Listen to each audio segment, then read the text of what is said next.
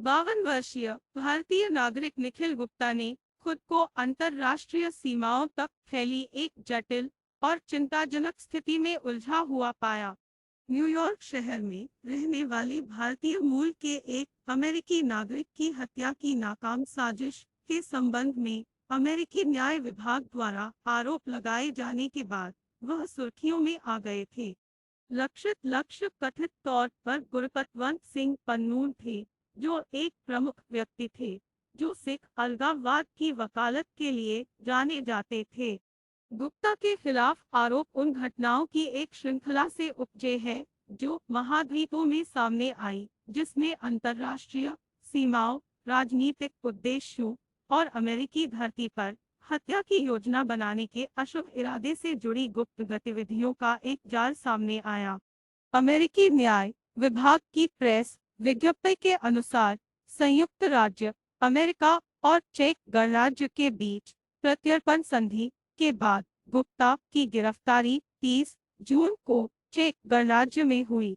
इस कथानक का जटिल विवरण धीरे धीरे आधिकारिक बयानों और रिपोर्टों के माध्यम से सामने आया। गुप्ता अकेले अभिनय नहीं कर रहे थे।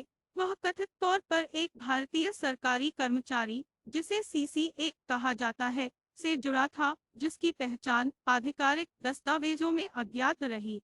CC-1 ने अमेरिका स्थित वकील और राजनीतिक कार्यकर्ता की हत्या को अंजाम देने की योजना बनाने में गुप्ता और अन्य लोगों के साथ सहयोग किया, जो मुख्य रूप से भारत से काम कर रहे थे।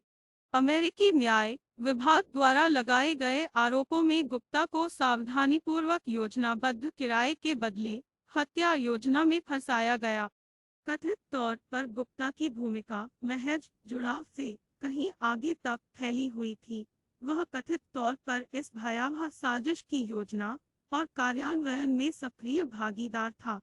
चौंकाने वाली बात यह है कि CC-1 के साथ गुप्ता के संचार ने कथित तौर पर अंतर्राष्ट्रीय नशीले पदार्थों और हथियारों की तस्करी सहित अवैध गतिविधियों में उसकी संलिप्तता का खुलासा किया, जिससे स्थिति की गंभीरता और अधिक जटिल हो गई।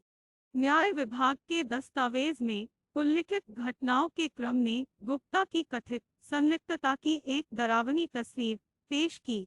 रिपोर्टों से पता चलता है कि गुप्ता को मई 2023 में CC-1 द्वारा भर्ती किया गया था, जिससे एक हत्या की साजिश रचने के प्रयास के लिए तैयारी शुरू हो गई थी। गुप्ता ने कथित तौर पर एक व्यक्ति के साथ संचार किया, उन्हें एक आपराधिक सहयोगी मानते हुए न्यूयॉर्क शहर में एक हिटमैन को काम पर रखने में सहायता मांगी।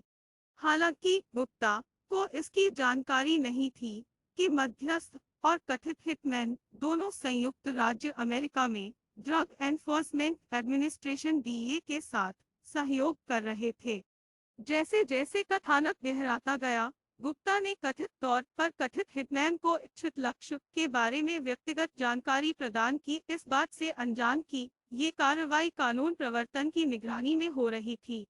इसके अलावा दस्तावेज में गुप्ता द्वारा हत्या के लिए एक अतिरिक्त लक्ष्य के रूप में एक अन्य व्यक्ति हरदीप सिंह निज्जर के कथित उल्लेख का विवरण दिया गया है, जो एक व्यापक नेटवर्क या एजेंडे की ओर इशारा करता है।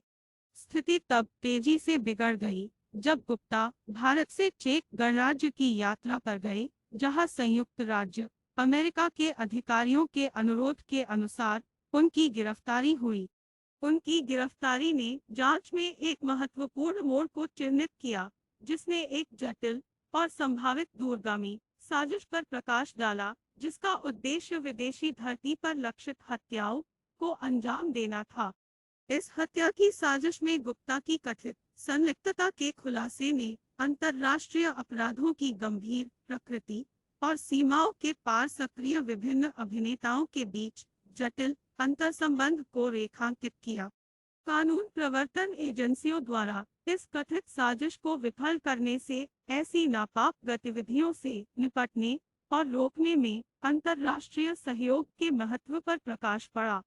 निखिल गुप्ता का मामला सीमा पार अपराधों से निपटने में कानून प्रवर्तन एजेंसियों के सामने आने वाली जटिलताओं और चुनौतियों की याद दिलाता है, जो राष्ट्रों में व्यक्तियों की सुरक्षा सुनिश्चित करने के लिए वैश्विक स्तर पर सहयोगात्मक प्रयासों की महत्वपूर्ण आवश्यकता